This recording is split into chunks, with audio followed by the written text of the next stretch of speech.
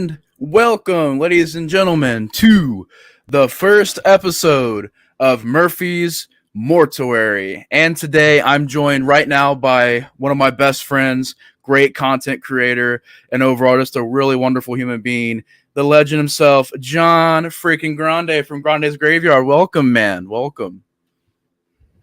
Dude, glad to be here. Honored. This is the very first, the inaugurating edition of Murphy's Mortuary. I am super excited to be here, man. I am so happy. Thank you for having me on. Stoked to talk to all things 2000s horror, baby.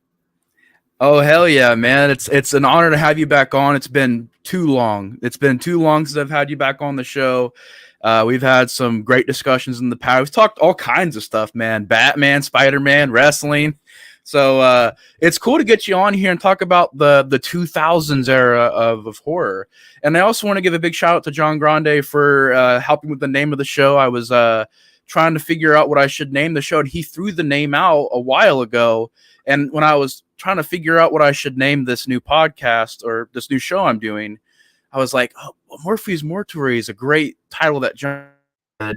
So I just wanted to make sure I got, permission to use it. Of course, John was really cool about it. And I really want to give all credit to him for the name. It's an awesome name. And thank you so much for helping me out with that, John. Hey, anytime. It's funny thing is, I said it as a joke at the time. We were like, oh, man, you got such a great name and Grande here. And I'm like, you could be fucking Murphy's Mortuary. And then he were like, yeah, like that is actually brilliant. Here we are all these months later. It might be, I don't remember what I actually first said that, but like, yeah, no, it seems that you liked it enough to do a show called it. So, man, I'm honored that you took the name, and I'm happy to be here, man. Happy to be a part of it. Oh, hell yeah, man. We will also be having King Need Gore Corey on possibly later. I know his schedule's been a little bit crazy right now, so he'll probably join as the show goes along. If not, it's no big deal. But yeah, we'll be seeing him here soon. But today we're getting into the first episode of Murphy's Mortuary, which will be discussing the 2000s era of horror that we had from 2000 to 2009. Some people would do to 2010, but really I think 2000 to 2009 would be a lot more fair because 2010 really kicked off. It would really help if we did that 2010s horror discussion later because, 2010 was a very important year for the 2010s. Insidious, the Paranormal Activity movies are at a height, and so really that started the next decade. But we're going to be talking from 2009. We're going to break it down into three different parts: early 2000s, mid 2000s, and late 2000s. So early 2000s will go from like 2001 to 2003 or 4, and we'll talk about some of our favorite movies in that time period. Also kind of get into the J-horror remakes and the torture porn era.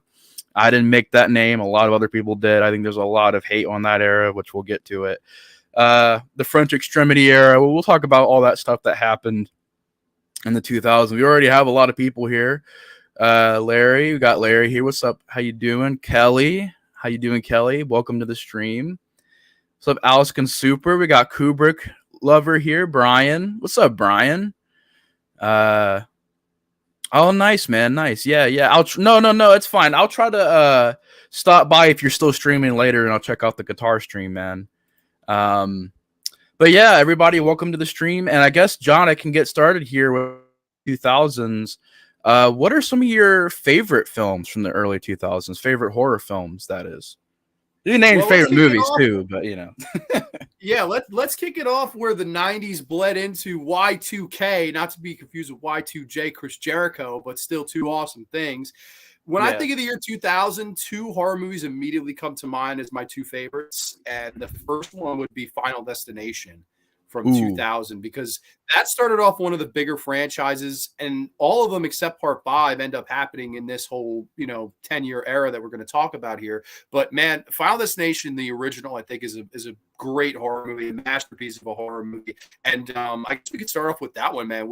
Talk to me about it. What do you think of it? What are your thoughts? Do you remember your initial viewing? And what do you think about it all these years later, 23, almost 24 years later now?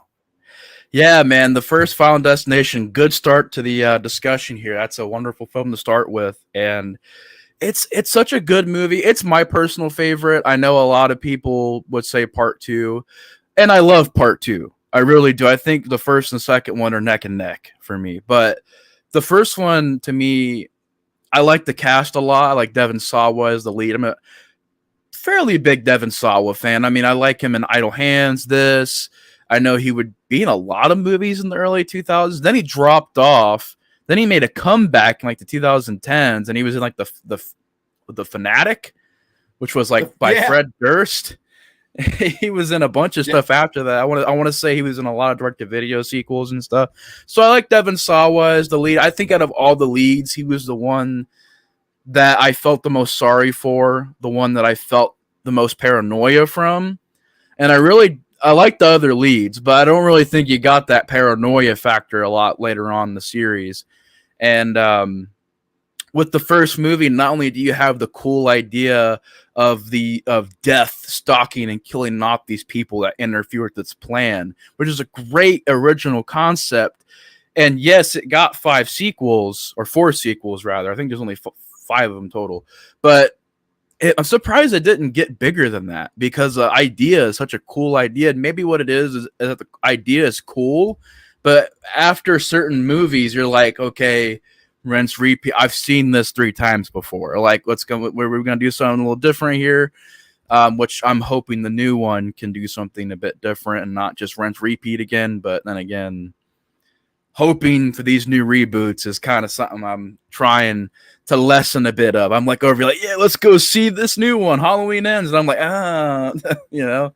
But yeah, Final Destination's a great start to the 2000s. It's a wonderfully directed movie. It's got some really cool death scenes, and I think the acting's on point. And I never got why it kind of gets overshadowed in a way. Like the sequels, definitely part 2, part 3, they overshadow the first one a bit.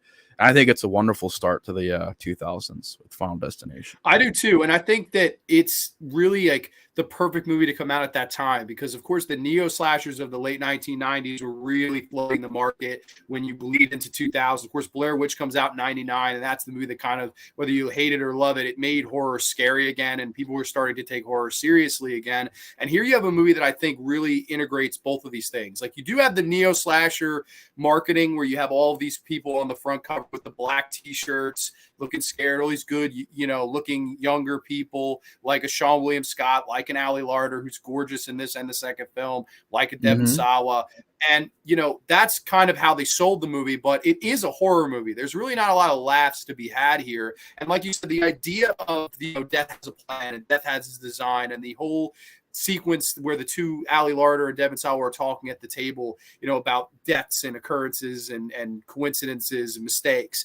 I just love that stuff. I think it's so good. The atmosphere is just so eerie and well captured by James Wong, not to be confused with James Wan, who I did that. I made that mistake too. I was like, I did a review for it. I was like, yeah, James Wong, and I was like, oh no, I meant Wong. Yeah, exactly. It's a weird. It's like, and then they both made classic horror movies like within 5 years of each other, man. But yeah, this one I love, Final Destination. I think that it's just a perfect movie overall. They managed to make John Denver music scary. Like, that's not easy to do. Like, rockin' mountain high, and they made that shit scary. Like, that, it's really effective in how it's done. And as a franchise, yeah, this would be one of the, other than Saw, this is your big franchise of the 2000s. And I think the big thing they did that was smarter than Saw. Well, it depends on who you ask. Money-wise, maybe it wasn't as smart as Saw, but they gave all their sequels room to breathe. Like, they're all 3 years apart, at least the first 4, because it was the second one comes out in January of 2003, the third one, I think, in the summer of 2006, and then the 2009, the fourth movie came out in the summer of 2009. Do you remember part 3? I remember when part 3 came out, man. I remember all the advertisements and the Blockbuster ads for it back in the day. Sure. It was so, I remember going to Six Flags Great Adventure because that was the big gimmick. It was, it's the roller coaster, one. And I always thought that sequence didn't work as well as the plane or the car highway sequence. Like, I'd say I always really liked the first 2 of this better than any of the other ones. But you're right. The third one, they just promoted out the wazoo. But I think that was a good thing. It gave people room to breathe and these sequels room to breathe. This way, we craved the sequel more by the time we saw it. Was like every year. It was like, all right, another one, till they finally ran out of steam by like part 7. It's just they totally, I think, rushed him out. And I know that cash cow is being milked, but man, sometimes I think it's good to space things out and get your bearings. But I don't know. It depends on who you ask, because Saw as a franchise made a lot more money than any of these Final Destination movies. So, I mean, it is what it is. Yeah, I think too, because with Saw, it was a lot more of going back to showing, the gimmick of those movies was, what's the next extreme thing we can do? What's the next gory thing we can do? I guess Final Destination, you could say it's a definitely kind of, you could say it's a slasher movie in a way too, because it's all about how crazy, what's the next death we can do. Yeah, it's kind of weird though. I don't know why Final Destination, it kept up with Saw for a while, but then it kind of faded off. And the last Final Destination movie was 2011, so it's been a while, and that's actually a good one too. So I'm like kind of sad that was the last one, but it's technically a prequel, so we've still not gotten the Final Destination was in like timeline the last one. But I do think with all these legacy sequels coming out, it will happen. There will be a Final Destination 6. I don't think it's anywhere soon, because I'm sure that there's ideas being batted around. But this is one where it's like, I don't see a big issue with continuing if you're going to. Like, it's not like Exorcist or Halloween or Scream where it's been done to death. I would be all for the Final Destination if they do something new with it. I think you could do something new with this concept, something that the second movie introduced, which is the whole, if it's not your turn, you're invincible in a way. I think that should be the plot of one of these movies, where it's like, all right, if one of us dies out of order, it's over and the rest of us live. So maybe a draws type of thing. And I don't know. I think you could do so much with that concept, but this instead, they just were like, all right, no, we'll do the same thing and maybe we'll hint at something for the next one. They totally, I think, could have done more with this series, but it is what it is. They unfortunately did not, but I still like the franchise as a whole. I think the first two were fantastic. Yeah, I definitely agree, man. It's one of the better horror films from the early 2000s. It's actually, the early 2000s was a pretty good time period. I mean, because I'm looking here, we might have to split this stream up, man, because there's a lot of fucking movies we can talk about here, man. I'm like looking, I'm like, oh shit, I want to talk about that. I want to talk about that. But we do have American Psycho up after this after the first Final Destination. American Psycho will be the next movie up, and I'm like, we gotta talk about American Psycho, dude. Yeah, I said two come to mind with 2000. That American Psycho is the other one. I actually think American Psycho is just as good, if not maybe better. Like, it's right there. To me, they're like 10 out of 10 horror movies that came out the same year. It's a good debate. And the Christian Bale performance is, in my opinion, the best of his career. I absolutely love that. John Steele's in the house. I see Aiden's here too. Hello, everybody. Yeah, we got Aiden here. We got Alice Super. Yeah, it's cool seeing you guys here. Thank you guys so much for showing up. Daniels, we got Tyrese here. 10. Yeah, man. American Psycho, though, I think is in a way kind of a cool follow-up to Final Destination. It's much more of a comedic take. I mean, Final Destination has comedic moments, but this is definitely more of a horror comedy. Like, identified as that, and everybody realizes that. Actually, I remember my friend, he watched it for the first time last year, and he was like, I was expecting like a straight-up horror movie. Man, that movie was hilarious. I'm like, yeah, it's out there, man. Christian Bale is nuts in that movie. I love American Psycho. It's not for everyone. I've heard some people give it some flack.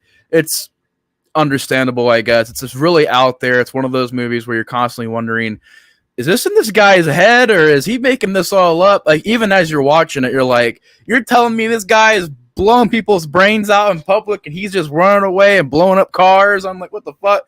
But when the ending happens, you're like, oh. So you go back and watch it again. You're like, what was real? Was the whole movie fake? Was half of it fake? Was portions of it fake? And you can have your own theories in your head while you're watching it. Like, okay, so is he even a killer? Or is this all in his head? Is he a fantasy killer? Is he trying to have fantasies about it in his head, I don't know. It's got a lot of good points there. I think it's a really interesting movie. Yeah, no, for real. And I think the direction for Mary Herron is fantastic. I really like Bale's performance. And even though you're right, it definitely does have funny moments, it's still scary in a way. Like, it's very, because you just cannot predict what he's going to do next. Like, in one scene, he looks completely fine and normal. And then the next scene, he's literally like trying to shove a cat inside an ATM. And you're like, what the fuck? Like, how did we go from totally normal to animal cruelty into an ATM? Like, what the fuck? Like, very odd. And like, randomly, oh, hey, there's a hobo, and the hobo's like, hey, can I have money? He's like, you filthy, disgusting piece of shit. And he just fucking stabs the shit out of a hobo out of nowhere. Like, it's just such a unpredictable film, too. And you like Huey Lewis in the News? And hey, Paul, killing him with the axe. It's Christian Bale's movie. And to my opinion, it's the movie that it made his career. And I always say this, too. He is as good in this movie as Heath Ledger is in The Dark Knight 8 years later with Christian Bale playing Batman, coincidentally. I think it's that type of performance that honestly should have earned him an Oscar.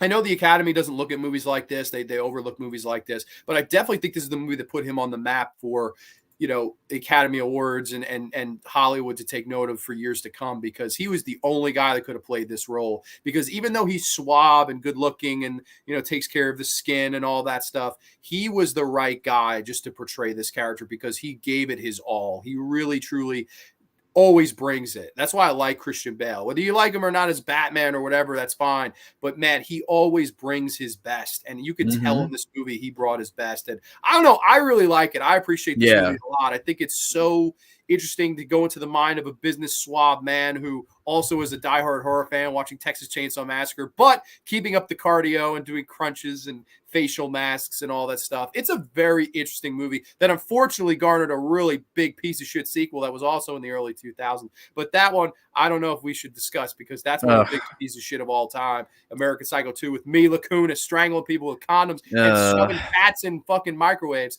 But this movie, in my opinion, I didn't even see that movie. I skipped. I was like, I'm not watching this, man. Yeah, I'm not one to experience that. It's the opposite of American Psycho 1. American Psycho 1 is another 10 out of 10. How about this question? If you had to pick, what's the better horror movie of the year 2000? Destination or Psycho? Probably Destination, because I like the concept. I watch it a lot more. It's much more of a straight up horror film. Like American Psycho, it's kind of weird. Like, I guess in a way it has horror elements, but I consider it just like a crime drama, somewhat horror comedy. It's a weird mishmash of everything. And apparently, the book was a lot more crazy than the movie. Like, I think the book is like really offensive or something like that. Like, well, I don't know if it's offensive, but it takes things a lot farther than the movie does. And I would say Destination. It's a hard pick though. They're both great movies, wonderful movies. Yeah, you can't go wrong. I would agree with Destination as well. I think Destination is the more rewatchable movie. I think that's the perfect way to put it. I think both these movies struck a nerve though. There's no doubt. Like, you still to this day see people wearing like American Psycho shirts, which is very impressive considering for a movie that came out almost 24 fucking years ago. People are still talking about it, and same thing with Final Destination, even though you're right, the sequels definitely garnered. The third one in particular, a lot of people seem to really hype up. For me, it's 1 and 2. I think there's after that, like, take or leave all of them. I think the first 2 Final Destinations are great. I ended up having a lot of fun with 3 revisiting it, but the one that I think there's one in that series that I hate, and it's the 4th one, dude. The 4th one's ass. It's so bad. Everything about it, like, it doesn't even look good. Like, you can't even make your movie look good, at least with all that money. But yeah, the 2010s. Whenever we get to that on this show, we'll talk about the resurrection of 3D horror, because that was well, that was 3D everything because of Avatar. But granted, we won't get too ahead of ourselves, I guess. I guess another one notable in the year 2000 would be Ginger Snaps. That's up next, Ginger Snaps. I've never seen this movie, though, so... Okay, so I won't spoil it. I'll just give a brief, like, floor is yours. Love the movie, absolutely love it. It's a coming-of-age vampire film, a female coming-of-age vampire film, and it is as groundbreaking as it sounds. It was made in Canada, so it has a very Canadian look and feel to it. But I love the lead performances from Catherine Isabel and Emily Perkins. I think they both do a wonderful job. That's a series I'd love to cover on my show someday. I really do want to cover it, because I love Ginger Snaps, and the sequels are whatever. But the first one I think is a classic, man. I really, really enjoy Ginger Snaps. I think that's one that everybody needs to see. So I highly recommend. I won't spoil it for you, but I do highly recommend it. And I would say that would be my number 3 for the year 2000, right behind Destination, Psycho. Then I would say Ginger Snaps. So do you have any other 2000 ones that you'd want to mention? I guess I'm scrolling through here. There's some that we can kind of like. I like Pitch Black, but we can kind of skim past that. I do want to touch on Hollow Man because I like Hollow Man a lot. Me personally, there you go. That's I what really dig Hollow Man. I haven't seen that, so the floor is yours. It's pretty good, man. I mean, you got Kevin Bacon losing his mind, the Invisible Man as a slasher. You know, it's a cool combo. The effects are neat. It's got some interesting CGI. I mean, the CGI maybe doesn't age the best at times, but you could also say it helps the movie. Like the story helps to see. It gives the CGI a reason to look the way it does. Let's just say that, because you know there are some movies where it's like if how they tweak their plots, like The Matrix and stuff, it can cover that CGI because like, well, it's a computer program, so it's not going to look real at certain points. But yeah, I want to just mention Hollow Man real quick because that was a favorite of mine growing up. I used to watch it a lot, and I still like it a lot. I think it's got good suspenseful moments. It's very well directed. Paul Verhoeven directed it, so you got a good director there. Kevin Bacon, Elizabeth Shue, Josh Brolin. So good little cast there. And I guess real quick can mention Scream 3. I mean, I think you're a fan of Scream 3, but I don't want to say that at 100%. I don't remember how you feel about Scream 3. So do you like Scream 3? Because I'm a fan of it, but I know it's very touchy with the Scream fans, you know. Scream 3 is the best Scream sequel. I don't care what anybody. Hey, thank you, man. Thank you. My number 4 behind the 3 I already mentioned as for best horror movie of that year. I love the movie. It's fantastic. I'll never understand the hate for it. I think if you hate that movie and like these last 2, I think you actually should get your head examined. That's personal. Yeah. Well, some people were saying that Scream 3 was bad. And then they were like, well, I like Scream 6 better. I'm like, well, Scream 6 took elements from Scream 3 that they already did in part. It's kind of took what Scream 3 did and put it on steroids in a way, just like make it even more ridiculous, you know? Yeah, so I'm looking down the list here. There is one that we should mention briefly. It's the biggest box office bomb of the millennium to this day. To this day, this is the biggest box office bomb horror-wise of the 2000s, and it's a little movie called Supernova. I'm right here on it. Yep. Had the budget of $90 million fucking dollars. It didn't even gross back 20 worldwide. They went through 3 different directors. They went through Jack Shoulder, who directed Elm Street 2. I forget the other guy, and then Francis Ford Coppola was brought in at the end to try to save it. And they spent $90 million, and James Spader's in the movie, Angela Bassett's in the movie, Robin Tunney's in the movie. Has a decent cast. I believe Lou Diamond Phillips is in the film. I've seen it once. I remember being a gigantic piece of shit, but it's like got to be mentioned for being one of the biggest fucking box office bombs horror-wise. It is the biggest. Yeah. $90 million budget for 14.8 worldwide. That is the biggest box office bomb horror-wise of the entire millennium, and it still stands to this day, 24 years later. Isn't that crazy? I've never even heard of this movie before. It's bad. Absolutely crazy. It's quite bad. It's like it looks like it's just another like I'm reading the little plot synopsis here. And it looks kind of like it's reminding me of Event Horizon. It makes Event Horizon look like fucking Alien. Like it's that much better than Event Horizon, man. It really is. Like it's a big piece of shit. Like I covered it on when I did January horror because that was the first horror movie released of the millennium, and it's to this day the biggest bomb of all of them, which is so fucking crazy. That like it was only up from there because of that was so bad. Another one though, I'm looking at this list. I see Ju-On 1 and Ju-On 2. Yeah, Ju-On movies. Ju-On the Curse and Ju-On the Curse 2, which are both made for TV movies. Fantastic, especially Ju-On the Curse Part 1. If you watch them, Ju-On the Curse 2 is the first half hour of it is the end of Ju-On the Curse 1. They didn't have enough for 2 movies, so they just reused footage. So I highly recommend Ju-On the Curse Part 1. I think that's a damn good horror movie. That's totally worth mentioning. I see Leprechaun in the Hood, which isn't great. Have you seen Citizen Toxic Avenger 4? That's Part 4. Yes, I have. Dude, it's nuts. That's a movie that you got to be ready for. I mean, I think some people would get offended by watching that movie. Oh, nowadays. Sure they would. I mean, that's trauma. I mean, like, trauma, man. That's what they do. I also see your favorite Hellraiser movie on here. Hellraiser. Oh my God, we got Hellraiser Inferno. I remember I was like, "Yo, John, yeah, this new movie kind of reminds me of Hellraiser Inferno," and you were like, "What?" You were like, John, it's not that bad. It's exactly like Hellraiser Inferno. And my face, dude, that is one of the greatest pictures of all time. It was my face when you said that. I was like, it's priceless. I'll see if I can find the picture on here. But yeah, no, other than that, I don't know if there's anything else for the 2000 year that you'd want to talk about. I mean, there's a fun one that is a guilty pleasure for me, Dracula 2000. But oh shit, yeah, that's the guy that edited the Scream movies, right? Patrick Lussier, he directed that. Yeah. That one I saw once and try to forget. So I don't know. I don't even know why I like it so much. I think it's just because of the 2000 aesthetic. But yeah, I guess we can move on to 01 now, which I'm gonna pull up some movies here. Yeah, I'll pull up too. I should have done that for the first one here. 2001 horror movies. You want to kick us off with this one? Yeah, sure. I mean, the one that popped up first was Session 9, which is a fantastic movie that I think is probably, like, if I made a top 10 of the 2000s, it would at least be number 10. Like, I think it's up there. I think it's a very well-made movie. It's a different movie because it focuses much more on the atmosphere and the story, and it's got some real creepy moments. They use a real asylum in that, abandoned asylum, so it's not a set. I like that. I think it's got a wonderful cast to it, man. David Caruso over here, like, hey, fuck you. Like, what the fuck was that?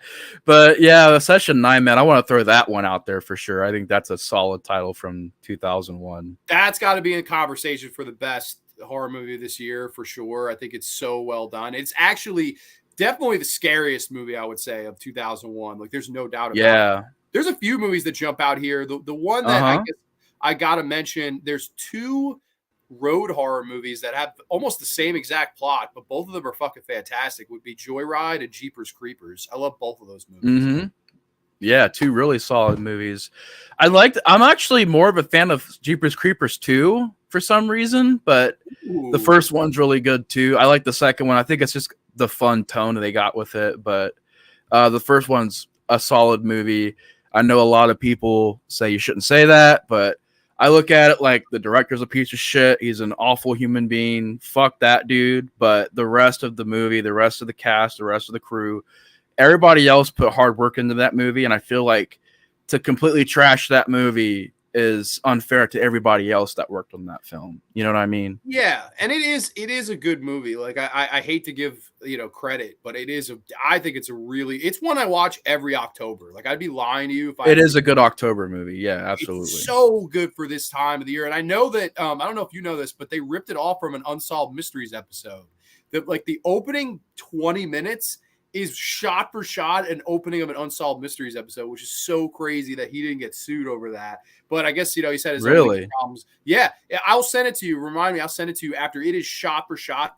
Like, even to the point where the couple in the Unsolved Mysteries are playing the same game with the license plates. Like, they're playing, like, they even rip that off. It's so blatant that you're just like, what the fuck? I see John Steele says, Candy cane. I'm looking for Candy cane.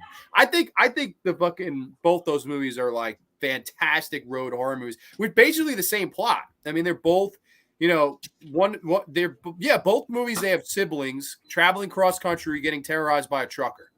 Like, granted, I know Jeepers Creepers, the trucker is a fucking creature by the end, and then in Joyride, it's Ted Levine and that haunting voice. But I think both those movies are fantastic. The only Joyride movie I remember seeing was part 2. I seen Joyride 2, Dead Ahead. I didn't see the third one by Declan O'Brien. I didn't see the first one, but I seen the second one. I thought it was okay. You would love the first one. Like, to me, I did a versus episode of those two movies against each other, Joyride 1 and Jeepers Creepers 1. It was very close. It was split like right down the middle because they are like the same movie, but I think, both of them just are so good. And they came out a little bit apart. I believe Joyride was early October and it bombed. And Jeepers Creepers was like late August, and it did great in the theaters. So, tale of two movies at the box office, but both movies did get good reviews at the time. And I don't know. I think that Jeepers Creepers is a great modern day monster movie. Like, maybe not along the same lines as a Frankenstein or Dracula or Wolfman, but definitely in that vein. And then I really, really enjoy Joyride as well. I think both movies are fantastic. Yeah, I want to see Joyride. That's one that's on my list. I think I have it over there. somewhere. It should be free online too. That's yeah. not I'll definitely check out Joyride. That's a big one that I'm surprised I haven't seen yet. Isn't Justin Long? Not Justin Long. Yeah, it is Justin Paul Long. Walker. Oh, It's Paul Walker and Joyride, and who's the Paul other guy? Walker and Steve Zahn. Steve Zahn. Yeah. And Lee Sobieski, they're in Joyride, and then Gina Phillips and Justin Long is Jeepers Creepers. I actually would disagree with Aliskin. I was going to say Aliskin here says that the acting from the two leads is horrible. I actually really like both of them in it, especially Justin Long. I think he's great in the movie. Dude should have been caught on that bullshit during Clown. Okay, so Clown House, I can understand that a bit more because they actually the kid in that movie, had some horrible stuff happen to him. So that one I can understand people not watching and supporting because that was the movie where all that stuff happened, and he went to jail, but he didn't do enough time. Like he should have probably spent the rest of his life in prison, and instead he only did like 18 months, which is not enough time for ruining someone's life. But I don't like, it's one of those things where, yeah, he's a piece of shit. He should fucking burn and be in jail. But I don't say that the movie's bad. I don't. I think it's a good movie. Like if I look at the movie as a movie, I think it's a good movie. I can't lie. Yeah, you got to separate the art from the person sometimes, when it comes to John Steele makes a good point though. He's saying you see signs in the film of him being a fucking weirdo, and that's true because even in Jeepers Creepers, you see moments where Victor Salva's leaking through that movie, and you can see I'm gonna make the creeper sniff Justin Long's underwear for some reason. It's not even really. We're gonna have a bunch of dudes who are high schoolers, where stripping down their shirts and laying and sunbathing in the top. I mean, there's some weird shit in those movies where it's like Victor Salva, man, he's a fucking monster. Yeah, he is. It's fucking awful. How we got Honky Digital here, man? What's up? How you doing, man? Welcome. Another movie I want to touch on here is we got Jason X that came out in 2001. Do you like Jason X? I think I've grown a lot of respect for it. Do you like it? I fucking hate Jason X. I used to hate it, but it's one of my lesser Jason movies, but I think it's pretty fun. We got Jason X there. We got Donnie Darko. Shocking opinion I have on Donnie Darko. I kind of am curious on your thoughts. I know it's a big movie with a huge fan base. So are you a huge fan of Donnie Darko? I like it. I think it's a damn good movie. I don't know if I don't put it up in like top 20 movies ever like a lot of people. I think that's the difference. Like I think it's like an 8 out of 10. I think it's a damn good movie, but I just don't hold it on the pedestal as the same as like most other people. It's a good cult classic. It's a cult classic. There's no doubt about it, but I don't know why. Do you hate it? No, I don't hate it or anything. It's just like what you said. I heard it had a huge following. People were saying, if you want to see one of the best early 2000s movies, check out Donnie Darko. I was like, all right. Now, granted, I went against what people said. They were like, watch the theatrical cut first, then watch the director's cut. I went and watched the director's cut, and I was like, it's good, but I didn't know it was going to be time travel and going to be dealing with, him seeing this weird character who's supposed to be from the future, who's warning him about it just went down like a really weird plot, and I was like, I didn't expect that at all. But it's not a horrible movie or anything. I like it, but like you said, I'm not a huge fan of it. But that's one of the big ones. So I figure we just mention it real quick. It's I know it's not technically overall horror movie. It's more like a combination of a lot of genres, but like definitely it's like one of the biggest movies to come out. It's the biggest cult movie to come out of that year for sure. As I'm looking at this list, I see like Valentine, which is a piece of shit neo slasher. Wishmaster 3, another piece of shit. Do you like 13 Ghosts? I hate 13 Ghosts. Oh, do you like 13 Ghosts? Sadly, it's one of my favorites from the 2000s, man. I don't know. That's amazing. Yeah, I don't know, man. I'm like the one guy who's over here liking Ghost House or Ghost House, whatever. What is it? Dark House, whatever. Dark Castle, whatever. Dark Castle, and they made 2 movies until they went under. They did this and a movie for the following year called Ghost Ship, aka Ghost Shit, which is arguably one of the worst movies I've ever seen in my life. It is horrible. That fucking studio crumbled after 2 movies. That has got to be a record of some kind. Like, Oh my god, I hate 13 They Ghosts. they didn't make a House on Haunted Hill. That seemed like a Dark Castle movie, just like the A look lot of of it those and people were everything. involved, but I think that was the year before the company was founded. I think so. Here, you know what? I'll tell you what. I'll Google Dark Castle and we'll see.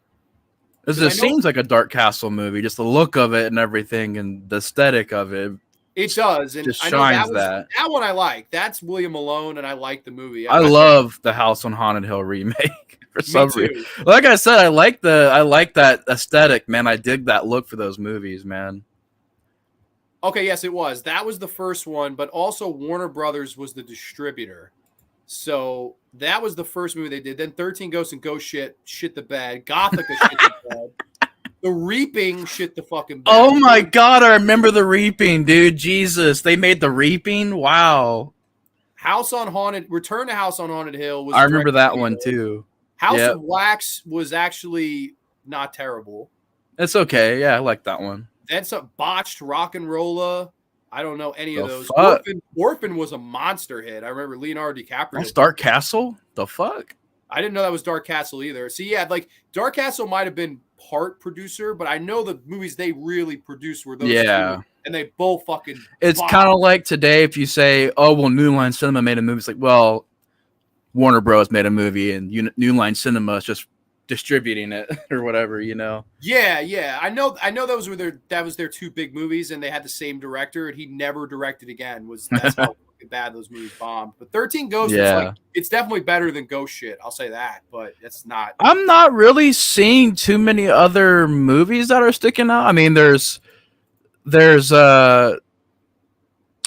got Ghost of Mars here. I mean, I've never seen Ghost of Mars. Do you like Ghost of Mars? Oh, thumbs down for Ghost of Mars.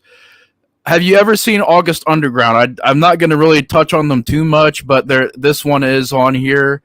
I think for what it is, it's a solid. The first one's a solid horror movie for what they're trying to do. It's a solid effort. They got carried away in the sequels. The first one is the best. It's definitely. I know that was a movie that, like, at the time of 9/11, which was this year as well, he was like putting around tapes around New York City that people would just fucking find and think that it was really happening. And in a time of crisis like 9/11.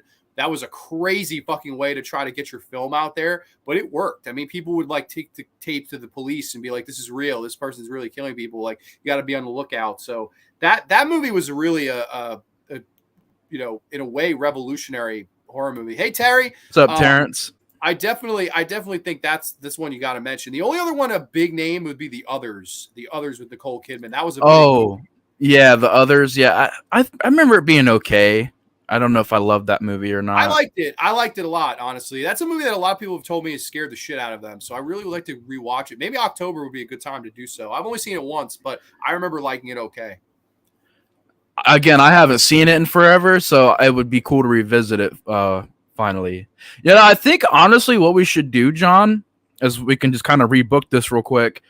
We can turn this into part 1. Where it'll be early 2000s, because I got so much movies on here I want to cover.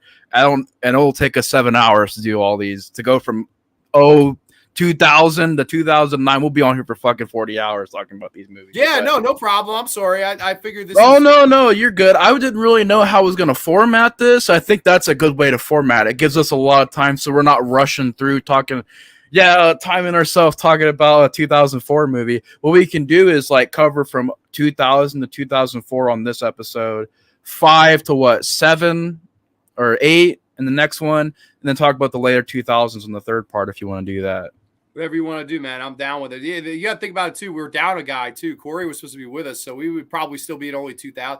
Over Yit Follows. That is a fucking shot at me right now. Oh no! What do you mean? John Steele takes ghost shit over Shit Follows. Are you serious? Oh no! I'm sorry, y'all. No. You put those movies together, and it's not even a quarter as good as Yit Follows, which is what I now want to call it. Yit Follows. Hysterical. Yit and Shit Follows. Well, I'll take that movie over either. Yeah, me too, man. Hey, man, it's looking like we're moving to 02 now. This is looking kind of rough, man. I mean, we got Fear.com is the first movie that fucking pops up here, John. Fear.com. You remember Fear.com? Fear.com is a huge piece of shit. And that was directed by William Malone, who just had come off the House on Haunted Hill remake, which I had huge hopes for this when I remember like finally seeing it, and holy shit, did this? It's like I know it was a troubled production. It's like a huge fucking piece of shit, man. I hate that movie. Dark Castle might have been involved in producing that too. So they were 0 for fucking 3 in the year 2002, which was the end of their fucking run. If it is, that is the worst movie they ever made. It's definitely worse than, I would say it's way worse than the 13 Ghost movie that I hated. Fear.com. I thought it was so worse stupid. And like it sucks because you had a pretty good idea of them casting the lead. Who was the lead in that movie again?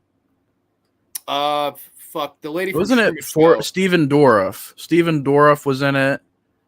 Yeah, Natasha McElhone, who's in the Truman Show. Yeah. So I like the fact that they casted them. I'm like, that's cool, but yeah, this just was not meant to be. For some reason, Scooby-Doo popped up here, and if it's popping up, I'm going to mention I fucking love the Scooby-Doo movies from the early 2000s, man. I got a soft spot in my heart for those. Saw it in the theater.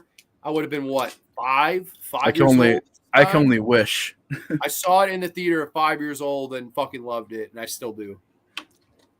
Yeah, man. Monster. What is it? Voodoo Island or Monster Island, whatever it's called. Voodoo Island.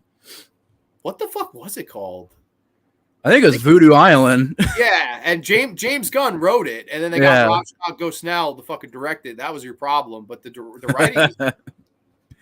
It was supposed to be a rated R movie, but they rewrote it and everything because they were like, well, we can't release this. That's Scooby-Doo, you know? Yeah, Shaggy was supposed to be smoking pot in it, but they had to like hint at it. You do have some, you have some mentionable ones. Like, I'm not a diehard fan of this movie, but Cabin Fever is a pretty decent title. Yeah, I really enjoy Cabin Fever. I like Queen of the Damned. It's fairly good. It's okay. I know a lot of people are kind of iffy on it. I think it's okay.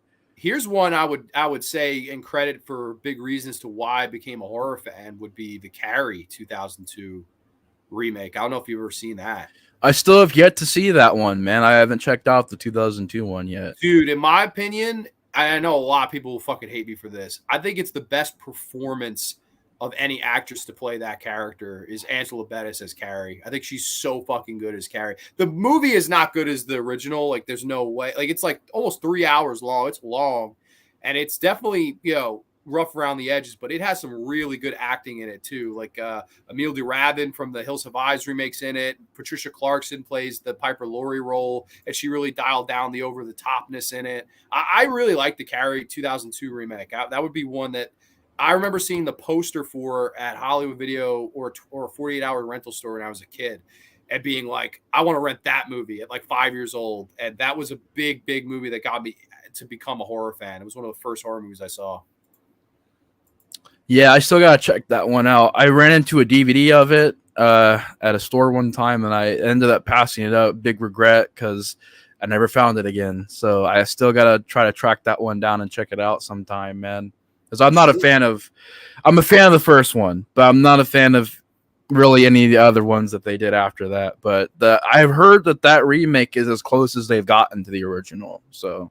Yeah, it's definitely the best of the ones that aren't the original. It's definitely, I think, a solid enough movie. It hurts from being a TV movie. That's the one thing that it hurts from. But Angela Bettis is great, and she probably is in my favorite movie of horror-wise of this year, and probably overall, which we'll get to. But I do see someone mention The Ring, that's definitely box office. Yeah, biggest horror movie of this year. What do you think of that one, man? I haven't seen The Ring since I was about 7. So I never got scared by it. Honestly, what kind of ruined that movie for me is I remember Scary Movie 3 more. So Scary Movie 3 made it real funny. Going back and watching the serious stuff, I'm just like, oh, now I'm going to always think of, get up, you ugly bitch. Let me see what you got. Punching out the Ring chick. I like Ringu a lot. I'm a big fan of Ringu. The Ring, I'll say it's okay. But I haven't seen that one in so long. It's kind of unfair for me to judge it, honestly. Yeah, it's a good remake. I like the original Ringu best. I think that's the fucking movie to watch. But like the The Ring in America was a huge movie. Like it made over $100 million worldwide. It was a fucking monster hit.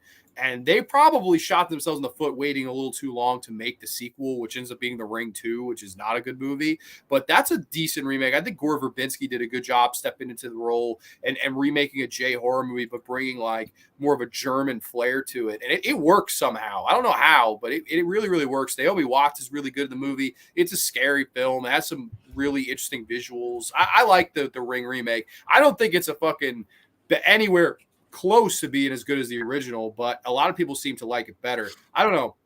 I could totally see why Scary Movie would have ruined it for you, though. I could that's done that for Scream. Like, there's so many movies that Scary Movie has ruined for other people if they saw Scary Movie first, because then they see the other thing and they're like, oh, this is bullshit. Yeah. But dude, here's the one that I was getting to, and I actually don't know if you've seen this movie. I'd be curious if you have. My favorite movie of the year 2002 would be May with Angela Bettis. That's my pick of the year. I still haven't seen May. I remember the show you did talking about those movies. You talked about like 3 movies on that stream, right? Talked about May and like 2 other ones, and you put May over. So I definitely want to check out May for sure. I still haven't seen it, but I've heard nothing but good things about it.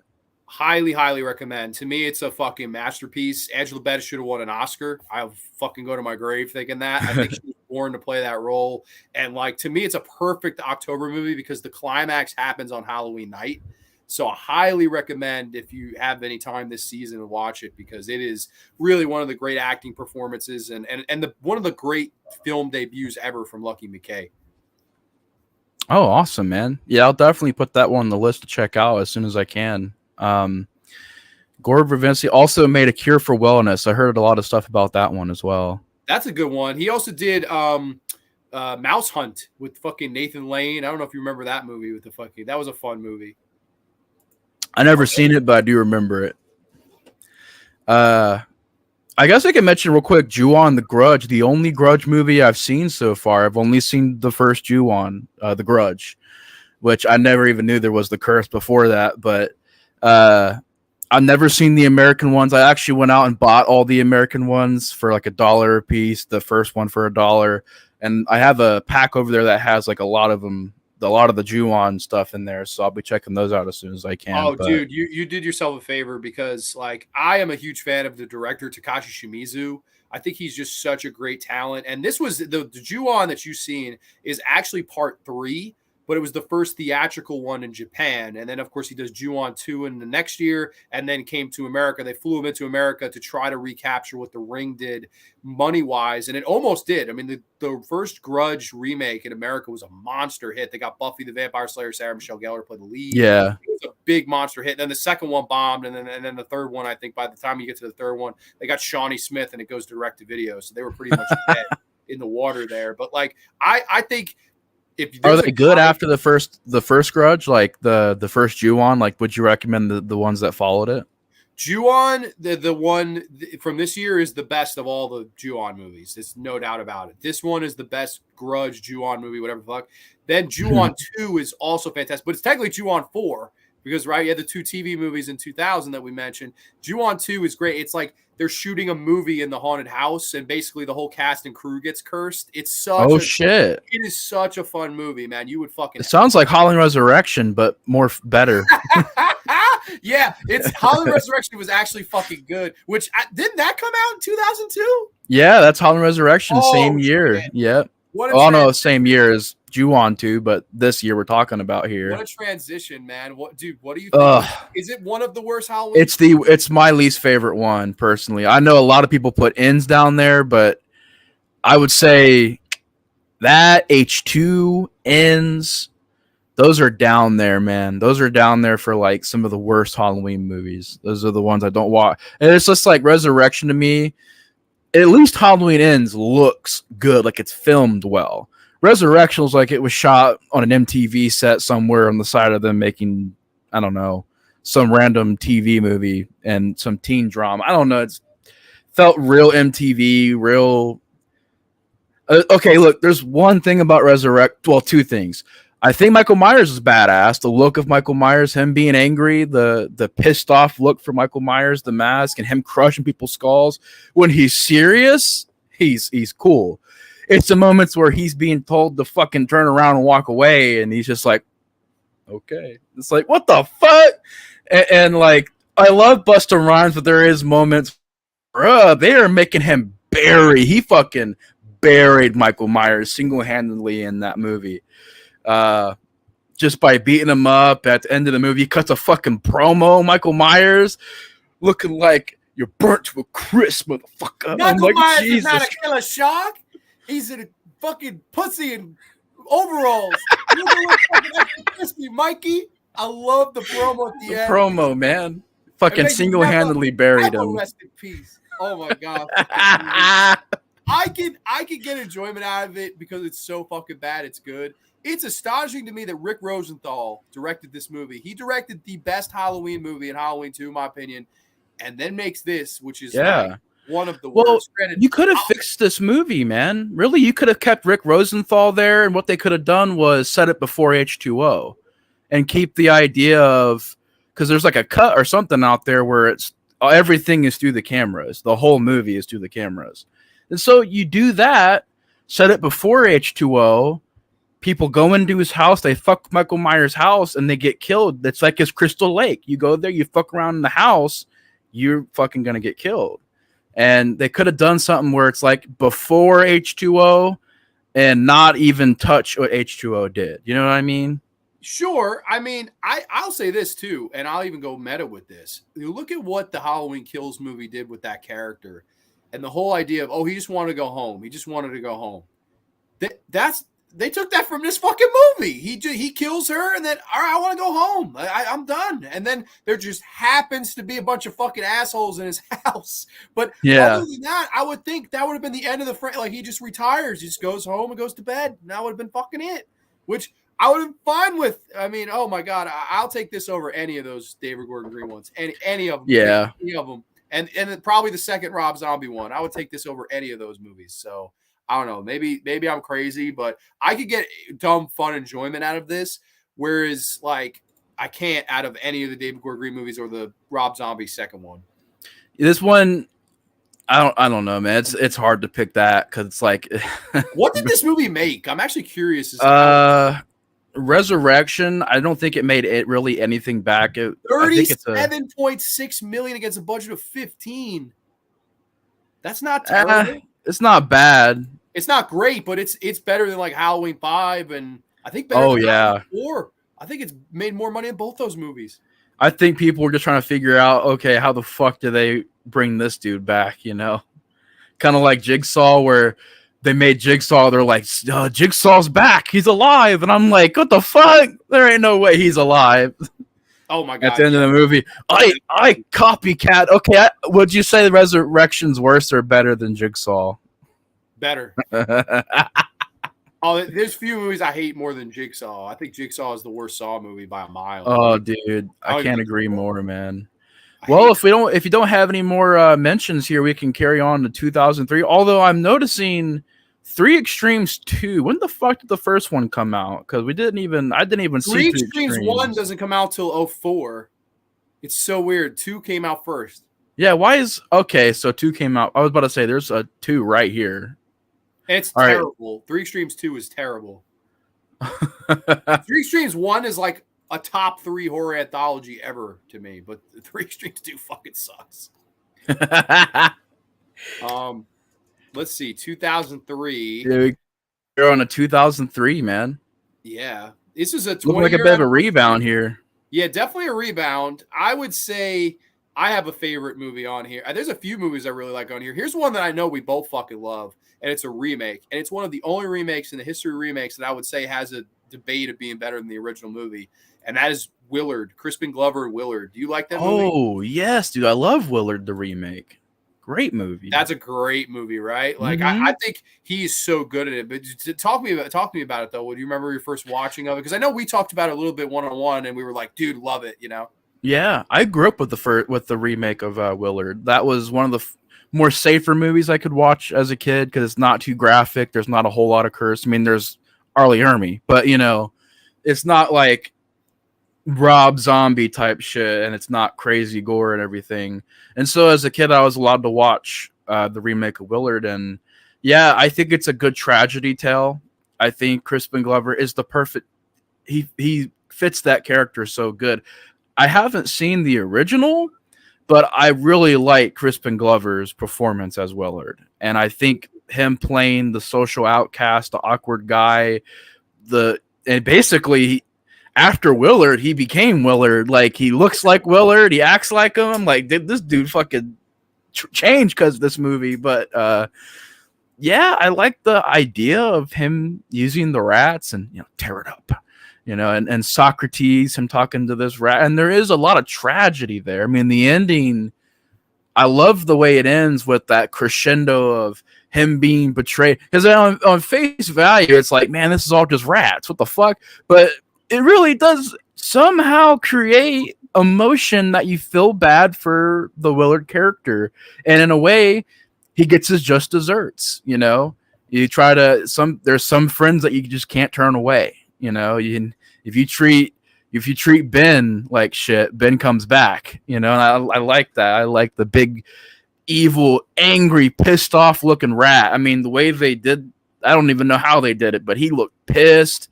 They made a fucking rat look pissed and vicious and somewhat intimidating. I mean, I don't even know how the fuck you do that, but yeah. It's good shit. Actor award, man. Like, that rat was so fucking scary, and like a lot of it is practical, and when they use the CG, it doesn't hurt it that much. No, like I think Crispin Glover gives the best performance of his fucking career too. Like, I think he's so good at it. And you're right, the use of music, like when the cat gets terrorized by the fucking mice, and then fucking bend the two of us knee. That is amazing use of music. Let's use a Michael Jackson song as a cat is like fighting for its life. Like, really, really effective stuff. And it's an uncomfortable movie. It's a really good like character study of a social misfit, of a social outcast, of someone who, has this beautiful woman in his life played by Laura Herring, who is just a couple years removed from a Mulholland Drive, but he can't see her because he loves his pet rat Socrates, and he's just so obsessed with his rats and his friends and this other life that he's kind of created for himself. But then, of course, you're right, he does get his just desserts. Even though it's a sympathetic character, at the same time, he's far from perfect, and he does get his coming, man. It's a great movie. Glenn Morgan directs it, who I think deserved more chances in the genre, to shame that he was only able to direct 2 movies, and both of them were remakes. I would have loved to have seen Glenn Morgan get a shot to do something original, because he's part of the creative team that did Final Destination. He was the writer. And then, of course, he would do Black Christmas 06, which bombs, and his whole career went to shit, unfortunately, because of it. But damn good remake, in my opinion. Yeah, I definitely agree, man. There's a lot of good stuff in there. I think just that the one scene that I really love from Crispin Glover is, hate myself. Now I like myself. That's such a good fucking scene, man. I love that. His just the emotion in his fucking face, and he's sweating, and he just intense, and that hatred, that because he's such a quiet, timid character throughout the most of that movie. But when he winds up, he gets that crazed look in his eye, and you're like, Jesus, man. He's like, Socrates accepts me, and then fucking Arlie Ermy was like, who the hell is Socrates? I love that fucking. He's like, who the hell is Socrates? Who the hell is Socrates? I think that's fucking great. How would you feel if someone came into your garage, scared the shit out of your wife? Yeah. That seems funny too. I think that funny enough, and I know you'll disagree on this, because I know you like this other remake that Arlie Ermey's in the same year, which was one of the most loved remakes out there. Yeah, we got to settle this, man. We got to figure out what's going on. That's for 2023, man. 2003. Sorry, not 2023. Not that one. Or 2022, I guess it was. But dude, tell me, man. Give me your thoughts, because I know this is probably one of the few we disagree on here. Shockingly, yes. I remember when I first heard your opinion on this one, I was like, whoa, what? Totally out of left field. But I definitely can see where you're coming from, man. I mean, I definitely think it's a lot more Hollywood, a lot more big budgeted than the first movie. It's got that. I think the reason why I love this remake so much is because I think it stays true to a lot of the intensity the first one had. I think it does the intensity in a lot different ways. The original movie just the way it looked, just the sounds you were hearing, just the look of the house. Even before Leatherface even comes into the picture, you're already like, whoa, like, what is this? What am I hearing? What am I seeing? There's bodies decaying in front of my eyes, and I'm barely able to, like, it's a different kind of more raw, more visceral kind of intensity. The remake, I love how it's a much more intensity and like the chase scenes, and it's an amped movie. It's always going, going, going. And I like Leatherface in the movie. I think his look is scary. And I remember when I was a kid, we watched this on cable, and it was censored on cable, so I was able to watch it. And the scene, he's like, bring it, boy. And the door just flings open. I just was like, whoa, holy shit. I'd never seen a Leatherface or a Chainsaw Massacre movie. Scared the shit out of me. And I do think that the look of it is cool. It's Marcus Nispel's, it's his best movie. I mean, I'm not a fan of Conan the Barbarian. The Friday the 13th remake is good, but this one, I like the way it looks. As the cinematography is on point, by the same cinematographer as the first one, and it's different enough to where it's not Xeroxing the first movie, but it's still keeping the core stuff. The family's there. The look of the house is much different, but the house out in the middle of nowhere is there. Jessica Biel. I like Jessica Biel in the movie as the lead. Yeah. That's it from me, though. I want to hear what you think too, man. No, I won't go too over the top. I hate it. I always hated it. I fucking don't get it at all. I mean, you have 40 family members. You got the fucking T-Lay. Oh, my. You got the fucking buck-tooth kid running. You got that fucking kid running around. Jedi. The most awful characters. Well, maybe if with the new Texas Chainsaw Massacre, that movie gives it a run for its money with worse characters. But you have characters named Pepper and Kemper. Kemper! Yelling fucking Pepper! Where the fuck is Salt at? Somebody got fucking Pepper in this motherfucker. You got this guy with the shittiest mustache I've ever seen in my life, and Leatherface is wearing his fucking face throughout some of the movie. Andrew Bernarski, I think, sucked as Leatherface. I hate all the family members they added. This fucking dumb fuck with no legs. Oh, how did he lose his legs? Oh, we got to make a fucking prequel 3 years later just to see how the dumbass lost his fucking legs. You have Arlie Ermey playing the same character that he plays in fucking Full Metal Jacket, but in a horror film. There's no dinner scene. They're not even fucking cannibals in the movie. I don't know, man. I hate this movie.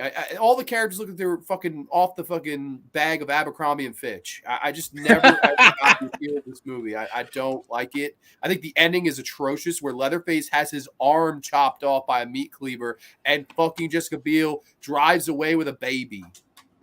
I don't know. I never got it. Just don't get it. I don't like Marcus Nispel as a filmmaker at all. Would you prefer the prequel much more to the remake? I do like the prequel a lot. The prequel's better directed. It's more grueling. They have a dinner scene. They are fucking cannibals all of a sudden. Like Jordana Brewster, I could watch her fucking take a shit for 2 hours and be entertained. So I would say the prequel's a lot better. I think it gets the massacre part down a lot better than really any of the other movies besides the first one. I mean, maybe part 2, but I think putting Leatherface over too. Like, Jeremy's like, it's time he becomes a man. Like, it's Leatherface's finale, and Leatherface fucking beats her ass. Granted, it's fucking really far fetched that he hid in the backseat with a chainsaw and she didn't fucking notice. But, but at least he goes over clean. And I don't know. I prefer the prequel a lot. I actually think the prequel's okay. I think it's better looking too. Honestly, I think the prequel looks like you took a little bit of the look from the remake and the look from the original and put a little bit of them together. It's raw enough. It's polished enough. It looks in between. The remake is definitely a lot more easier to look at. It's much more polished, much more stylized. Marcus Nispel is a very visual director with his lighting, with his just shadows, and he's really trying to make a pretty picture. And it's like, well, I mean, it's Chainsaw Man. It really shouldn't look pretty, you know. And I there's moments where it definitely looks a bit jarring because I'm like, it doesn't look gritty enough at times, but then there's sometimes it looks a bit gritty. I don't know. I think Chainsaw Massacre is an interesting point because of course, after the success of it, I mean, nobody was looking forward to the Chainsaw Massacre remake. No one. I mean, everybody was, yeah, this, you can't touch the original. You can't touch it. And somehow, some way, it ended up being good enough to sparking this remake frenzy. And I guess real quick, we can touch on that. I mean, do you think it was a good thing that happened or a bad thing, 2000s horror remakes? My opinion, it was a bad thing, but at the same time, it made the genre a lot of money. So maybe it was. Yeah. And it was kind of weird because it was two different remake eras. We had the American J horror remakes going on at the same time as just a regular horror remake. So you had just there was like a record amount of remakes that came out in the one decade, right? I mean, there were so many of them coming out. They remade all of them. They really did. Black Christmas, When a Stranger Calls. Oh my God, that one sucks. That one sucks so bad. Prom Night might be one of the worst. The Fog might be one of the worst. Like, Jesus. They made so many fucking bad remakes around this time. And yeah, you're right. This movie really is to blame or thank for that, depending on who you ask. I guess profitability wise, it was the best thing that could have happened to the genre. But at the same time, I mean, how good is the genre going if you're just doing the same shit over and over from the past and trying to update it? Because people really fondly remember a lot of the remakes other than this. Like, I love the Dawn remake, and I'm the biggest Dawn of the Dead mark ever. The Crazies. Texas Chainsaw Massacre probably my second favorite horror movie ever made, and I would say I hate this remake. So I don't know. That's where I say I'm fair, because in theory, if I was unfair, I would hate that Dawn remake, and I think the Dawn remake is arguably the best movie of the following year. Horror wise, it's damn good. But I don't know. This one I could just never get into, but it's definitely. Have you ever seen the trailer for the Chainsaw Massacre remake? It's like one of the best trailers from the 2000s, man. It's great. No, I haven't. Definitely check out the trailer alone would get me to go see the movie. It's one of the best trailers, and I like the moment in the trailer where it doesn't obviously work as well when you're watching it from home, but in the theater there's a moment in the trailer where the screen goes black and all you're hearing is footsteps and heavy breathing, and apparently in the theater it sounded like there was somebody right next to you walking down the stairs or whatever, and a chainsaw rims up. And then boom, Texas Chainsaw. Like that's such an epic idea for a trailer. That would have sold me instantly. Yeah, no, that's awesome. It made a lot of money. It made over $100 million. So it was a big fucking hit. And unlike the Willard movie, which nobody went to go fucking see. I'm trying to see. I know Final Destination 2 was a big hit.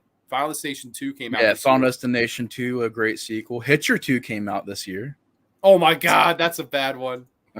Let's see. Freddy versus Jason was probably the biggest one of this year. That comes out, it only made a little bit more than the Texas Chainsaw remake, and funny enough, it had a bigger budget. So Texas Chainsaw remake had a bigger profit than this did. But dude, what are your thoughts on Freddy versus Jason? That's probably the big one that came out this year. I enjoy it a lot. I know people over the years have said that it's imperfect, that it's not what it could have been. It's all Freddy and no Jason.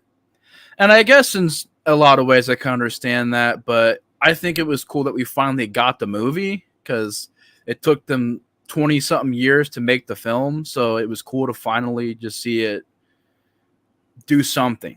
And I do think it would have been a million times better if they could have got Kane Hodder involved. They could have gotten maybe a possible different director who understood it a bit more, because the way that Ronnie Yu looked at it was like David versus Goliath, the giant versus, this dude. Just like I didn't like what he did with it, where it was like, we're gonna make Jason the towering,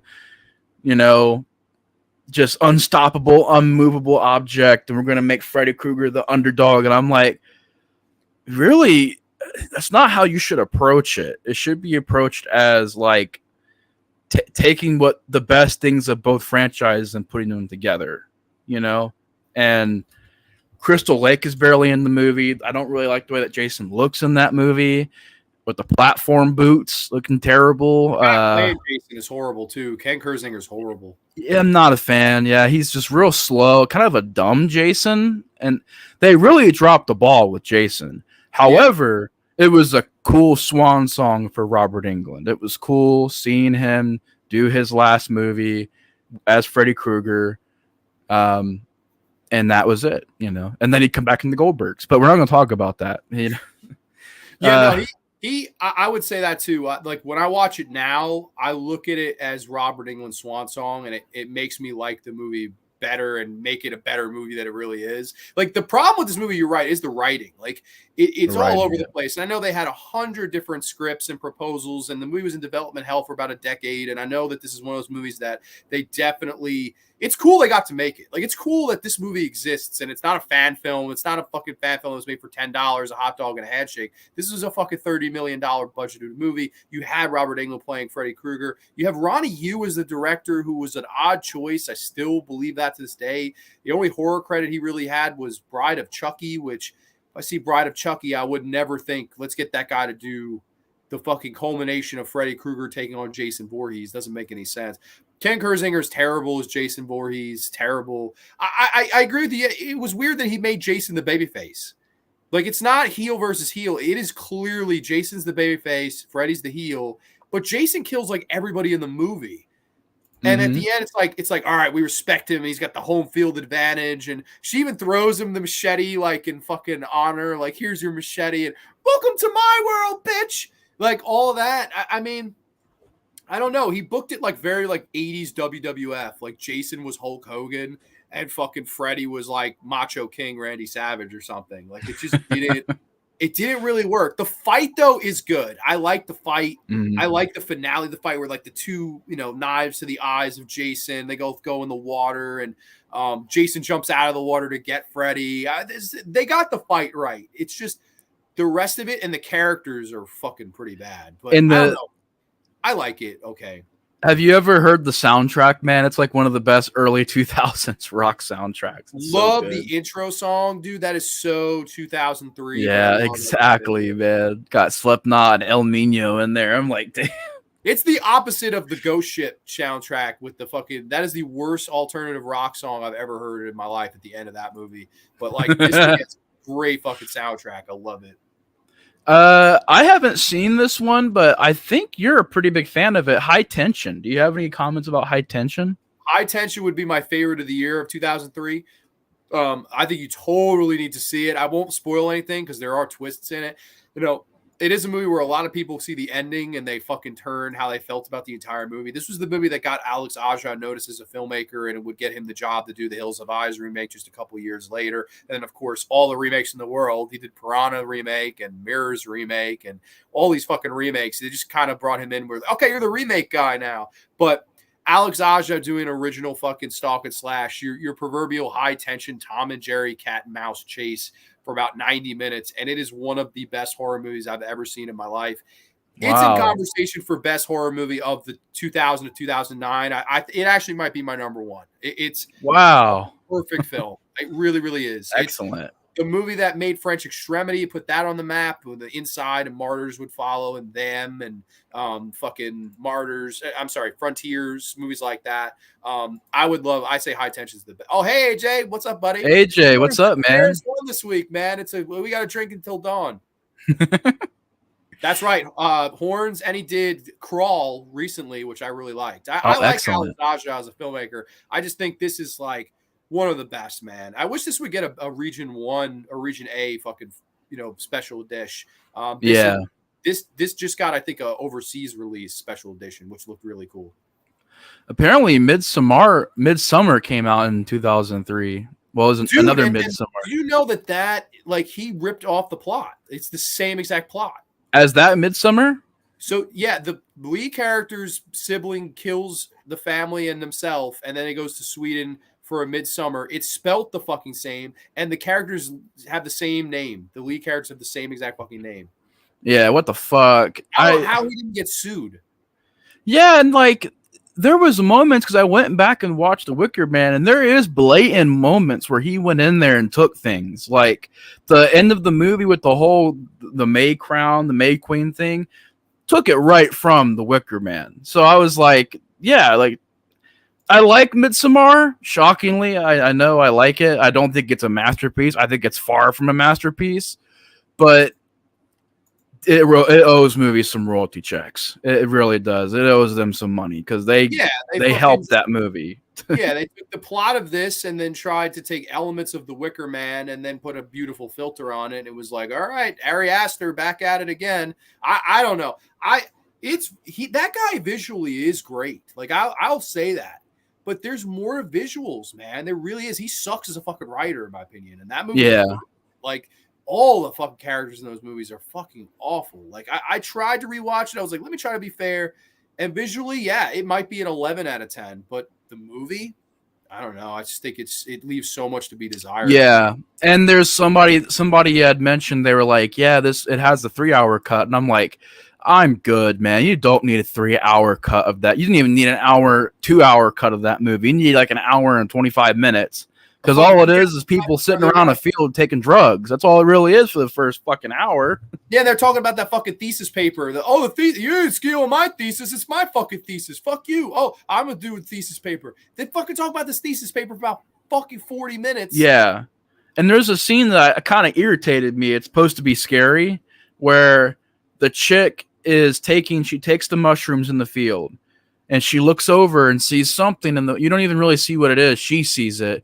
She runs over, intense music plays, and literally all it is she runs to the woods, falls down, and wakes up. And that's supposed to scare you. And I'm like, there was nothing there. What was I supposed to be scared of? Like, that she was scared? Like, what the fuck? Like, I was looking around. I'm like, I'm not seeing no monster chasing her or nothing. No deep. What's going? Why is the intense music? It's like, well, it's supposed to be that she's having a bad trip, man. I'm like, I've seen movies make that scarier, you know, not just, oh, what's that over there? I'm going to run for 5 minutes, 10 minutes, and then just pass out and then wake up. And that's all that scene was. And the whole scene where, it felt like there was the scene. I don't want to spoil it, but there's a scene that happens where some people die, and how the characters react to it, yes. I thought was so fucking stupid and unrealistic and idiotic. How was I supposed to care about these people? And they're over here like, well, we can't leave. We have a thesis. Might write a fucking thesis about something else. God damn it, you fucking idiots. Write a thesis. I'll give you something to write a thesis about, you fucking idiots. Get the fuck out of there. Oh my God, I hated that movie too. I did. But let me ask you about this one, because this is, I know, one that we both seen. I think we both like here. I think you like this one. Wrong Turn came out in the year 2000. Yeah. Which is still an ongoing franchise somehow, some way. But what do you think of Wrong Turn, man? Yeah, I love Wrong Turn. Wrong Turn. For a while, I was kind of leaning more towards Wrong Turn 2. It's kind of hard to pick nowadays. I think the first one is excellent in the fact that it's not all about the gore.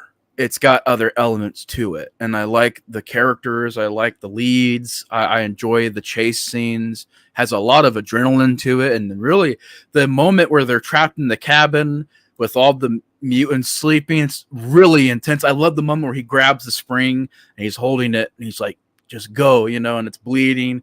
It's such an intense scene, man. I love that shit. I love the chase sequences. I really do think the first one's excellent. Good bring up. Good mention, man. That's I agree, man. I think it's such a good throwback to like exploitation 70s movies. And while it doesn't have exactly that same look, it's passable in how it does it. Like, I think it's a damn good movie. I love Eliza Dushku. I think she's fucking gorgeous. Really like Desmond Harrington. I like Jeremy Sisto, one of the side characters in the movie. And of course, Emmanuel Chariki is looking good as always. I like this movie a lot. Also, fun fact, has Kevin Zegers and Lindy Booth in it, who they're the opening kill. And or I guess they're the first people of the crew to get killed. And then, funny enough, they are in the Dawn of the Dead remake and survive. She's the crazy lady with the dog, and he's like one of the last 4 people that survive. So it's funny, they're the first kill in this movie, and the following kill, they're a couple and survive the Dawn of the Dead remake, which I thought was kind of cool. They must have seen that they had chemistry or something. Yeah, it must have been like, all right, they died in this movie. Let's have them survive in our movie, man. But yeah, I like Wrong Turn 1 and Wrong Turn 2. I think they're both good. Have you seen the Uwe Boll masterpiece, House of the Dead? I have. It's piece of shit, man. Great, better off playing the video game. Dude, there's a shot in that movie where a zombie's head explodes and it goes to like the beat of the music and you see like 5 angles of the head explode. I'm like, what the fuck was that? Like, boom, it's like, I'm like, what the fuck was that? Uwe Boll, you crazy motherfucker. Uwe Boll fucking sucks. But like, I'll say this too. like as we're going through these, and we don't have to touch upon these movies, but like you could see how much more studios were willing to give movies shots, no matter how dumb the premise with this particular year. Like fucking Darkness Falls went to a theater and made almost it made 47 million. It's a fucking killer I and don't hate that. Or I'm about to say I don't hate it. I say I do hate it. I don't like it at all. Yeah, you have the Dreamcatcher, which was Shit Weasels, the movie. It's basically Stephen King's Shit Weasels. I was going to ask you about that. I was like, I heard Matt's rant on it, and I was like, man, I wonder if Grande's seen Dreamcatcher. I haven't seen it yet. The first 10 minutes of Dreamcatcher, it's like Stand By Me. You're like, holy shit, this is about to be a fucking masterpiece Oscar movie. And then the 11th minute starts and the rest of the movie just fucking becomes about shit weasels. It is a fucking shit weasels. They're weasels that come out of the fucking toilet and up your fucking asshole and kill people. That is the fucking, I shit you not. The fuck? It is unbelievable. I don't understand who the fuck greenlit. I guess they were like, oh, Stephen King, it'll work. And it just, that somebody should have changed the shit weasel element. It's really, really quite bad. But another one, I guess another really big one. John Steele, you're joking. Dreamcatcher. What did he say? He said Dreamcatcher's better than Shit Follows. Oh, man, I haven't seen it. I already disagree with that. Buddy. Just the plot alone. John Steele, you can have all the shit weasels you want, okay? I'll have Yet Follows, okay? Keep them. Here's one that I think is the great midnight movie of this year and of the last 20 years in horror's history. I think that this particular filmmaker, even though everyone hates him now because of the remakes that he's made, I think this was a movie that kind of became a midnight cult classic for the horror genre, and that's House of 2000 Corpses, Rob Zombie. What do you think of this one, man? It's my favorite movie he's done. I love it a lot. I'm a huge fan of it. I would love to get that real nice 4K they got of it. I don't know who's made it. It might be Lionsgate, but there's a fucking amazing looking 4K of it. Really? I thought they just looks amazing. Blu-ray on Steelbook. I didn't know they did a 4K. Oh, it looks incredible. Like the artwork they chose for it and everything. What? How incredible. Did I miss this? I got to look it up now. I seen that at Best Buy. It was like $38, so I passed it up, and I was like, I don't know if I'm. I know that Lionsgate did a trilogy pack for the Halloween season. They made a Steelbook. That looks pretty cool too. But yeah, House of 2000 Corpses. It might be just a Blu-ray, but I thought it was a 4K. Could be just a Blu-ray. It is. Yeah, I was gonna say. Yeah, but the artwork looks amazing. I love the artwork. If they release that on 4K, I will get that. I'd get it. That's what I'm waiting on. I'm gonna wait for that now. I'm gonna be like, okay, let me wait on that. Because it's such a colorful movie. It'll pop on 4K so good. Dude, that's one of those Blu-rays that I have too that still fucking pops. Like it's one of the earliest Blu-rays, and it still looks great. Like that movie deserves like the Murder Ride and Captain Spaulding. And I think what he did was, you know, a lot of people shit on his writing, but he made memorable characters. Like we all remember Otis. We all remember Sid Haig, and he's barely in the movie Sid Haig. People forget. The first one, yeah, he's not even in there that much. He's not even one of the main killers. No, he's basically a glorified cameo. What is he in 10 minutes, if that? Like it's brief. But he's just like very memorable, and like I think the movie is just very unsettling. And yeah, it does collapse in the end. Like it definitely falls apart in the finale. It doesn't. The ending's weird, too weird. Gets out there. Yeah, it fucking what happened was he ran out of money and then just decided to start throwing his own money at it to try to finish it. And they really didn't have an ending, and that was really why that movie just kind of collapses at the end. But I think it's a fucking really good movie to watch around this time of the season. Yeah, like, me too, man. Like it's a Halloween favorite for me. It is. It really is. I think it's a damn good movie. It would be that movie, Rejects, and Lords of Salem for me for like my top 3 Rob Zombie movies. Yeah, Devil's Rejects is a great follow-up. Still got to see Lords of Salem. The Halloween movies I like. Well, the first one. The second one I'm not a big fan of. The first one is all right. I like the first half. But yeah, House of 2000 Corpses, it's intense. It's got some good, crazy moments. I think it's like the one performance that his wife did that was passable. I was like, okay, I like her as this killer. She can be annoying, but she's kind of supposed to be. She's this over-the-top, really crazy killer. And I know a lot of people are like, oh, she's annoying. I'm like, well, she's kind of meant to be. But, you know, I understand. She's kind of – her voice is kind of like just grating to hear. You know what I mean? Nails on a short board. She's yeah. Yeah, I don't like her in other movies, man, but I thought she did okay as the baby character. Is that their character name? Is Baby? Yeah, baby Firefly. Um, I like she's a brick. How like that somehow that would never work in a horror movie, but they made it work here. Like, and it's scary. The scene is really scary. They're chopping up Rainn Wilson with the fucking switchblade. It's effective, man. It's a good midnight horror movie. Like, to me, like, if you're playing Night of the Living Dead at midnight, this would be a perfect movie to play before or after it. Like, it fits in with the midnight horror movie circuit perfectly to me. It's a good movie, man. I know it was done in 2000 and sat on the shelf for 3 years. Oh shit. I think Lionsgate bought the rights, and yeah, they tried to say, like, they're like, well, why would you make this movie, Rob? It's too violent and offensive. And it's like, you let him make a horror movie. What the fuck did you expect? You know? Sometimes the studios are just like, what the fuck did y'all expect? I think Universal saw it and hated it. Then Lionsgate bought the rights years later. And then, like, 15 years after that, final Universal Horror Nights, they do House of 1,000 Corpses, and Rob Zombie's like, dude, 15 years ago they hated my movie, and then now there's a Universal Horror Nights attraction that you're going to charge dumb amount of money for tickets and fast passes to. But I think he really did. He struck a nerve at that time. I remember my uncle telling me about this movie, and I was like 7, I think it was 7, 8, somewhere in that ballpark. And he was like, dude, I just saw a great horror movie. He's like, Rob Zombie made it. I was like, what? And I remember seeing it and being like, very taken back by the movie. It's a damn good one, man. To me, the midnight horror movie of the 2000s decade. Yeah, it's definitely an excellent movie. And I guess it's a good way to end this episode of, or at least this part of this episode of the show. Because the way we do it, if we do 2000 to 2003, we can do 4, 5, and 6, and 7, 8, 9. So we can continue this in some other parts. Like I said, if we don't, we're going to be here for a long, long time. And later on tonight, I'm going to go see Saw 10 in the theater. So I'll definitely get back with y'all. Reviews coming for that soon. We'll see my thoughts on it, man. We were going to go see Exorcist, a new one, but we were like, fuck that. It's got bad reviews. Saw 10. Like on Letterboxd, look at the algorithm. The Saw 10 reviews are all up here in the 4 to 3 range out of 5.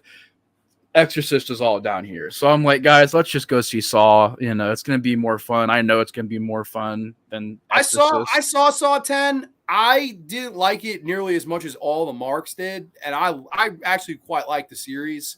So I was just like kind of blah with it. Oh, hey, Brother Tom's here. I don't know. I'm curious to hear your thoughts on it. A lot of people fucking loved it. I don't know. I thought I'll give you a spoiler-free review right here. Saw 10 is soft. SAWFT. It's a little too fucking soft. It's a little too fucking sentimental. That's my brief spoiler-free review. It's just a little bit soft. Oh man, there we go, guys. I don't know. I'm gonna give it a chance. I'm gonna see how it is. We'll see. But let's just say, I think you're gonna be like John. Is it best Saw movie since Saw 3? I think. Is it better than Jigsaw and Spiral?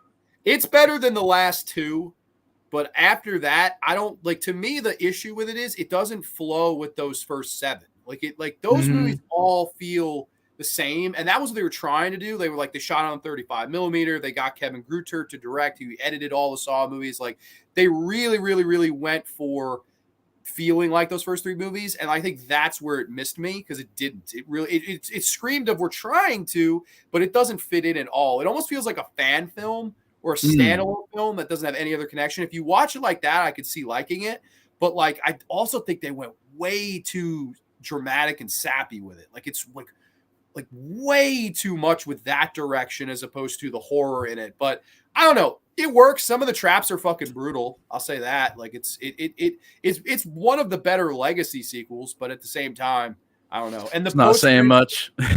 The post-credit scene is the biggest knee slapper of all time. I was like, this is I've seen it. It's hilarious, man.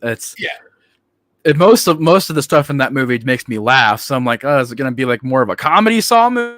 Like, what the fuck? But yeah, we'll see, man. Are you not gonna see the new Exorcist, man? David Gordon Green, you know, the hot upcoming talent, dude. You know, he's saving the horror genre, man. I mean, yeah. No, I will refuse to see Exorcist Believer, Deceiver, fucking go fuck yourself. I'm not seeing any of that. I'm just good on it. I am so good on it. I'm not zero interest. Yeah, me too. Negative interest. I agree, man. I'm probably maybe gonna see it when it comes to streaming, but even that, it'll be a while. I'm just not interested, man. But anyways, thank you so much for being with me here on this first part of the 2000s horror discussion. I guess the next time we'll be talking 2004, 5, and 6. So whenever we can get that scheduled, if you want to be on that, you're more than welcome. And we'll get back to that as soon as we can. But anyways, thank you so much for being here, John. Do you have any closing comments or anything you'd like to plug real quick? The floor is yours. Well, thank you so much, Mr. Murphy's Mortuary. It's very fun to kind of have the alliteration names of Grande's Graveyard meeting Murphy's Mortuary. It's a lot of fun. Great tag team, man. De La Mort, dude, we are the world's greatest tag team. I love working with you. I don't think there's anyone I've done more streams with than you. I really don't. Like, dating back before it was even called Grande's Graveyard, we did shows and shit. So, like, yeah, always a pleasure shooting the breeze and working with you, man. I actually do have something to plug, so I will fucking go ahead and plug it. This Friday the 13th, when the clock strikes midnight, I am debuting my very first short feature, Down by the Bay, on my channel. I'm super excited to share it with y'all. Just a couple nights from now, Tuesday night, October the 10th, we'll be screening it in theaters for a one-night only showing. It's going to be a lot of fun. And the theater let us do 2 movies, so we'll do another movie after that, depending on what wins the poll. I think right now it's either May or Jeepers Creepers, which is going to be a lot of fun to watch. A short movie I made, followed by, October classic movie. So that's a lot to look forward to. But yeah, no, if you guys want to check out Grande's Graveyard channel, this Friday the 13th at midnight, and Down by the Bay is where we'll go. Totally interested to hear everyone's thoughts, and excited to hear the feedback, man. Hell yeah, guys. Definitely go check that out Friday the 13th. It's going to be amazing. And it's really good. I think you guys are going to really like it. So yeah. Anyways, y'all, thank you guys so much for watching. Thank you once again 1,000 times to Mr. John Grande for being here. It's been awesome as always, and that is gonna do it. So anyways, y'all, that's it for the Murphy's Mortuary debut episode. Thank you, John. Thank you guys in the chat. Shout out to all of y'all, and go follow John's channel on Grande's Graveyard. Makes great stuff, and we'll see you guys in the next one. Peace.